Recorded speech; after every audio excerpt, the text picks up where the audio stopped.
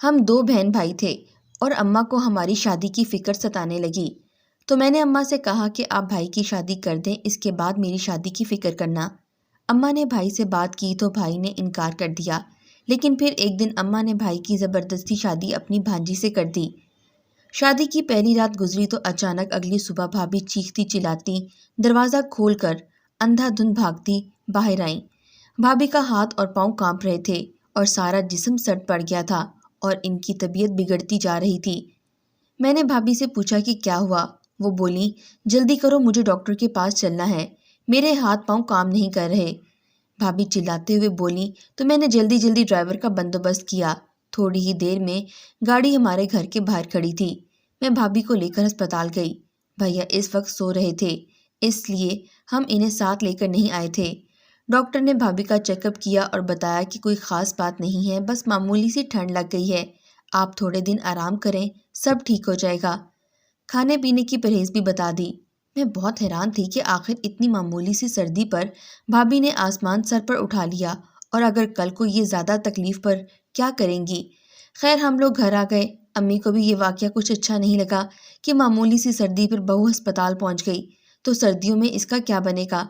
بھابھی صبح شام ڈاکٹر کی دی ہوئی دوائی سے مالش کرنے لگی، مگر اس سے انہیں کوئی فرق نہیں پڑا۔ میں نے دیکھا کہ وہ ہر وقت پریشان رہتی ہیں۔ کچھ دنوں کے بعد جب ان کی دوائی ختم ہوئی تو ہمیں لگا کہ اب وہ ٹھیک ہو جائیں گی، لیکن ایسا نہیں ہوا۔ ان کی تکلیف میں مزید اضافہ ہوتا گیا۔ بالآخر اب وہ سارا دن ہیٹر لگا کر اس کے سامنے بیٹھی رہتی اور ہم ان کو اس حالت میں دیکھتے رہتے۔ ہماری سمجھ میں نہیں آتا تھا کہ بھابھی بہانے کرتی ہیں یا واقعی انہیں اتنی تکلیف ہے۔ اس رویے سے آہستہ آہستہ بھائی بھی تنگ ہونے لگے تو بھابھی نے ایک انوکھا حل نکالا۔ وہ سارا دن گرمیوں میں بھی گرم کپڑے پہن کر کمبل اوڑھ کر لیٹی رہتی۔ 2-3 دن گزرے تھے کہ بھابھی کو اس تکلیف کی وجہ سے کام کرنے میں بہت پریشانی ہوتی تھی، مگر ہم نے ان کا پورا ساتھ دیا۔ اگرچہ امی کو ان کی یہ ساری باتیں ڈرامے بازی سے کم نہیں لگتی تھی، مگر میرا خیال تھا کہ کوئی خواہ اتنی گرمی میں گرم کپڑے پہن کر ہیٹر کے آگے نہیں بیٹھ سکتا۔ کچھ دن گزرے کہ بھابھی کی حالت مزید بگڑ گئی۔ انہیں اب ہاتھ پاؤں کے علاوہ پورے جسم میں بھی یہی تکلیف رہنے لگی اور آہستہ آہستہ یہ تکلیف پورے جسم پر پھیل گئی۔ بھابھی کی تکلیف بڑھی تو ہم سب بھی پریشان رہنے لگے۔ ہم نے بھابھی کے علاج کے لیے بہت کوششیں کیں، مگر ہر کوشش رائگاں گئی۔ کسی بھی کوشش سے اور علاج سے بھابھی کو کوئی فائدہ نہیں ہوا تھا۔ اب بھابھی گھر کا کوئی کام نہیں کر سکتی تھی۔ بالآخر اب وہ دن رات کمبل لپیٹ کر ہیٹر کے آگے لیٹی رہتی تھیں۔ بھابھی کے ہر وقت بستر پر لیٹے رہنے سے ہی ہمارے گھر کے سارے کام دوبارہ ہم پر آ گئے، جن کو ہم نے اتنے دنوں میں سنبھالا ہوا تھا۔ اماں کو تو بہو کی ان باتوں پر یقین نہیں آتا تھا، مگر میں سمجھتی تھی کہ ہمیں خود غرضی سے کام نہیں لینا چاہیے، بھابھی کی بیماری میں ان کا ساتھ دینا چاہیے۔ امی نے پہلے والی کام والی کو دوبارہ کام پر رکھ دیا۔ اب بھابھی کے علاج کے لیے میں دن رات گھر پر رہتی، مختلف کوششیں کرتی، لیکن انہیں کوئی فرق نہیں پڑ رہا تھا۔ تکلیف تھی کہ دن بدن تیز ہوتی جا رہی تھی۔ بھیا اور بھابھی کا آپس میں رابطہ تو بالکل ہی ختم ہو کر رہ گیا تھا۔ ظاہر ہے شوہر کی 1000 ضرورتیں ہوتی ہیں، اسے بات کرنے، کام کرنے کے لیے کسی ساتھی کی ضرورت ہوتی ہے، لیکن بھابھی اب کسی کام کی نہیں رہی تھی۔ وہ ہر وقت ہیٹر کے سامنے بیٹھی رہتی۔ انہیں بھائی سے کسی قسم کا لگاؤ نہیں رہا تھا۔ ویسے بھی اتنی تکلیف میں انسان پیار محبت کی باتیں بھول ہی جاتا ہے۔ بھائی اور بھابھی کی دوریاں بڑھنے لگیں تو اماں نے دوسری شادی کے لیے سوچنا شروع کر دیا۔ وہ بھابھی کو طلاق نہیں دلوانا چاہتی تھیں۔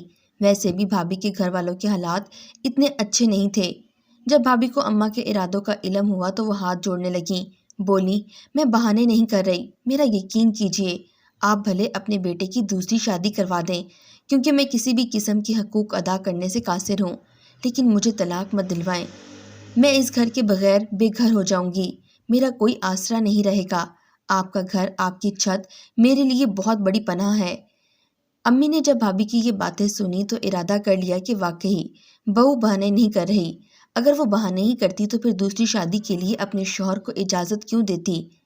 بھابھی کا مسئلہ اپنی جگہ صحیح تھا، لیکن بھابھی کے لیے مشکل یہ بن گئی کہ وہ ایک ہی کمرے تک محدود ہو گئی تھیں۔ بھائی کی دوسری شادی کے لیے اماں نے لڑکی ڈھونڈنا شروع کر دی۔ ایک انتہائی خوبصورت لڑکی ایک بار پھر اماں کے انتخاب کے مطابق بھائی کی دلہن بننے کو تیار تھی۔ मुकर्ररा दिन पर वो हमारे घर आ गई। इसकी खूबसूरती देखकर आंखें इस पर ठहर जाती थीं। मुझे पूरा यकीन था कि ये हमारे भाई के सारे गमों को दूर कर देगी, मगर इसे देखकर भी भाई को कोई फर्क नहीं पड़ा। भाई अपनी पिछली शादी के गम में ही रहते थे। दूसरी भाभी के घर आने पर घर में रौनक सी हो गई थी। लेकिन अभी भाभी की दूसरी शादी को 1 हफ्ता ही गुजरा था कि दूसरी भाभी को भी वही शिकायत रहने लगी। मैंने देखा वो हर वक्त गर्म शॉल ओढ़े रहती थी। पूछने की कोशिश की तो कहने लगी, मुझे सर्दी लगती है इसलिए गर्म शॉल ओढ़े रखती हूँ। फिर उन्होंने गर्म जर्सी पहनना शुरू कर दी। अब इनके चेहरे के तासुरात बताते कि वो सख्त परेशानी और तकलीफ में मुब्तला हैं, मगर उन्होंने हमसे इस बात का जिक्र नहीं किया। लेकिन दिन ब दिन जब तकलीफ बढ़ती गई तो इन्हें हमें बताना ही पड़ा कि इनको भी वही तकलीफ है। हमारी दूसरी भाभी को पहली भाभी के बारे में मालूम तो था, मगर वो ये नहीं जानती थी कि इन्हें क्या तकलीफ है। लेकिन हम लोग तो मारे खौफ की कोई बात नहीं कर सके, क्योंकि दूसरी भाभी को भी वही तकलीफ थी जो हमारी पहली भाभी को हुई थी। अम्मी हक्का बक्का रह गई कि इनके घर को किसकी नज़र खा गई। और फिर इंतहाई तकलीफ दे बात यह हुई कि दूसरी भाभी को भी ठीक 10 दिन के बाद हमें इसी तरह कंबल ओढ़ कर हीटर के आगे बिठाना पड़ा। यहाँ तक कि हमारे घर की रौनकें फिर से ख़त्म हो गईं। अब हम परेशान रहने लगे। दोनों भाभीयों को बस रोने से काम था। मेरी दूसरी भाभी तो बहुत कम उम्र थी। इनकी परेशानी हमसे देखी नहीं जाती थी। अम्मी ने बाबा जी को बुलवाकर घर के लिए हिसाब करवाया, लेकिन पता चला कि हमारे घर पर किसी किस्म का कोई जादू या बुरे असरात भी नहीं हैं। हर मामला ठीक था, पर आखिर ये सब क्यों हो रहा था? अम्मी बहुत परेशान थीं, जबकि भाई अम्मी को ही दोष दे रहे थे कि ये सब आपकी वजह से हुआ है। आप बीमार घरों की लड़कियां पसंद करके मेरे लिए ले आती हैं, जो शायद पहले से ही बीमार होती हैं, वरना यहाँ आते ही इन्हें क्या हो जाता है। अब ये दूसरी लड़की है जिसको एक ही बीमारी है। अम्मी ने अपनी छोटी बहू को चेक करवाया, मगर डॉक्टर ने बताया कि इन्हें कोई बीमारी नहीं है। मगर इस दौरान एक अजीब बात हुई। मेरी पहली भाभी, जो हर वक्त एक कमरे में महदूद होकर रह गई थीं, वो अपना वजूद कंबल में ढांप कर रखती थीं।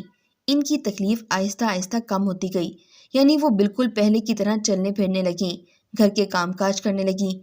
हम सब इनको देखकर हैरान थे कि आखिर भाभी की तकलीफ अचानक बिना किसी दवा के ठीक कैसे हो गई। वो तो महज कुछ दिन हीटर के आगे बैठी थीं, जबकि पहली भाभी इस मामले में खुद भी परेशान थीं। वो समझती थी कि कहीं ये बीमारी इन्हें दोबारा ना लग जाए, इसलिए हर वक्त एहतियात से रहती कि तुम अपनी पहली बीवी को अपने साथ रखना शुरू कर दो। हम दोबारा 2 कमरे बनवाकर तुम्हारी दोनों बीवियों को अलग अलग कमरे में रखेंगे। मगर भाई अम्मी की ये बात सुनते ही गुस्से से भड़क उठे कि इसे छूत की बीमारी है। मैं इन्हें अपने कमरे तो क्या, अपने घर में भी नहीं रहने दूंगा। आप इन मनहूस औरतों को घर से निकाल दें। मैं किसी का वजूद नहीं बर्दाश्त करूंगा। अम्मी भाई की बात सुनकर बहुत परेशान हुई, लेकिन घर अम्मी के नाम पर था। घर में मेरी अम्मी का हुक्म चलता था, सो भाई ज़्यादा चूं चा नहीं कर सकते थे। अब भाई तीसरी शादी के लिए पर तोलने लगे। अम्मा ने साफ मना कर दिया कि अब मैं तीसरी शादी नहीं कराऊंगी। किसी की बच्ची के साथ इतना जुल्म नहीं कर सकती कि इसी तरह इसे फेंक दूं। वो हमारे घर आकर बीमार हुई हैं, इसका इलाज करवाना भी हमारी जिम्मेदारी है। अपने घर से ये ठीक ठाक आई थीं। भाई अम्मी की बात पर मजबूर तो थे, लेकिन अब लगता था कि वो भी हालात से तंग आ गए हैं। एक दिन वो घर के दरवाजे पर एक लड़की के साथ आन खड़े हुए। हमने देखा लड़की के हाथ में निकाहनामा था, यानी कि भाई ने अपनी पसंद से तीसरी शादी कर ली। अम्मी रोती पीटती शोर करती रह गई, मगर भाई को कोई फर्क नहीं पड़ा। पहली और दूसरी भाभी को अपने कमरों में भेजकर वो तीसरी बीवी को घर ले आए थे। अब अम्मी ने संजीदगी से सोचना शुरू कर दिया कि वो अपनी पहली 2 बहू का क्या करेंगी। हमारे घराने ऐसे नहीं थे कि 2-2 शादियों का रिवाज चलता। हमारे तो खानदान में पहले ही जग हसाई हो चुकी थी। हमारे लिए ये बात बहुत तकलीफ दे थी, और हमारी दोनों भाभियां भी अब शायद सब्र आजमा जिंदगी से तंग आ चुकी थीं। बिल आखिर भाई ने अम्मी की लाख मना करने के बावजूद भी अपनी दोनों बीवियों को एक एक करके तलाक दे दी। अब वो अपनी तीसरी बीवी के साथ हंसी खुशी रहने लगे। भाई की खुशी का कोई ठिकाना नहीं था। इनको अपनी तीसरी बीवी बहुत पसंद थी, और ये इनकी मोहब्बत की शादी थी। इससे पहले वो अम्मी की पसंद की हुई लड़कियों के साथ रहने पर मजबूर थे, मगर अब वो अपनी बीवी के हजारों नाज नखरे उठाते। भाई की तीसरी शादी को 2 महीने ही गुजरे कि हमारी तीसरी भाभी परेशान रहने लगी। एक दिन हम नाश्ते की मेज पर बैठे थे, सब खाना खा रहे थे कि छोटी भाभी नाश्ते पर नहीं आई। मैंने भाई से पूछा तो कहने लगा वो नहा रही हैं, मगर भाभी को काफ़ी देर हो गई, वो ना आई तो परेशानी हुई। मैंने जाकर भाभी के दरवाजे पर दस्तक दी। انہوں نے کوئی آواز نہیں نکالی۔ پھر مجھے اندر جانا پڑا۔ غسل خانے میں جا کر دیکھا تو میری حیرت اور پریشانی کی انتہا نہ رہی کہ چھوٹی بھابھی وہاں پر بھی نہیں تھیں۔ میں ان کے کمرے میں گئی تو میری حیرت کی انتہا نہ رہی۔ بھابھی کے منہ سے تکلیف دہ چیخیں نکلتیں۔ مجھے ان کی یہ حالت دیکھ کر پریشانی کا جھٹکا لگا۔ میں بھاگتی ہوئی باہر آئی، اماں اور بھائی کو ساری بات بتائی تو بھائی کے چہرے کا جیسے رنگ ہی اڑ گیا۔ اماں میرے ساتھ بھائی کے کمرے تک آئیں۔ ہم نے بھابھی کو وہاں سے اٹھا کر بالکل اسی طرح گرم کپڑے پہنا کر ہیٹر کے آگے لٹا دیا جیسے ہم پہلی بھابھیوں کے ساتھ کیا کرتے تھے۔ اب تو بھائی کی پریشانی دیدنی تھی۔ پہلے وہ اپنی بیویوں کی تکلیف پر اس قدر بے چین نہیں ہوتے تھے، لیکن آج ان کی پریشانی بتا رہی تھی کہ انہیں اس سب کا اندازہ یا پھر توقع نہیں تھی کہ ان کی تیسری بیوی بھی بیمار پڑ جائے گی۔ ہم تو بھائی کی قسمت پر صرف افسوس ہی بہا سکتے تھے، جن کی تیسری بیوی کو بھی ایک جیسی بیماری لگ گئی تھی۔ اب تو تیسری بھابھی بھی صرف بستر کی ہو کر رہ گئی تھیں۔ ہر وقت وہ لیٹے رہتیں اور آئیں بھرتی رہتیں، جبکہ بھائی کا رویہ یکسر بدل گیا تھا۔ وہ اپنی بیوی کے ساتھ ہر وقت پیار محبت کی باتیں کرتے اور اسے سمجھاتے کہ اس کی تکلیف دور ہو جائے گی، مگر رفتہ رفتہ بھائی کو خود بھی یہ بیماری لگنے لگی، یہاں تک کہ بھائی بھی اب سردی سے تھر تھر کانپنے لگے۔ بھائی نے کسی ڈاکٹر کے پاس علاج کے لیے جانے کی بجائے نماز روزے کی پابندی شروع کر دی اور ہر وقت اللہ سے دعائیں مانگنے لگے۔ ہم بھائی کی اس تبدیلی پر حیران تھے، کیونکہ انہوں نے اس سے پہلے نہ نماز پڑھی تھی اور نہ ہی روزے کی پابندی رکھی تھی، مگر اب پریشانیوں نے انہیں اللہ کے قریب کر دیا تھا، یہاں تک کہ نماز روزے کی وجہ سے ان کی حالت پہلے سے قدرے مختلف نظر آ رہی تھی۔ ان کا حلیہ مکمل طور پر بدل گیا تھا، جبکہ وہ بھابھی سے کوئی غصہ یا کوئی ایسی بات نہ کرتے جس سے انہیں تکلیف ہوتی۔ ایک دن رات کے 2 بجے کا وقت تھا۔ میں اپنے کمرے میں بیٹھی سبق پڑھ رہی تھی کہ مجھے بھائی کے کمرے سے ہلکی ہلکی سسکیوں کی آوازیں آئیں۔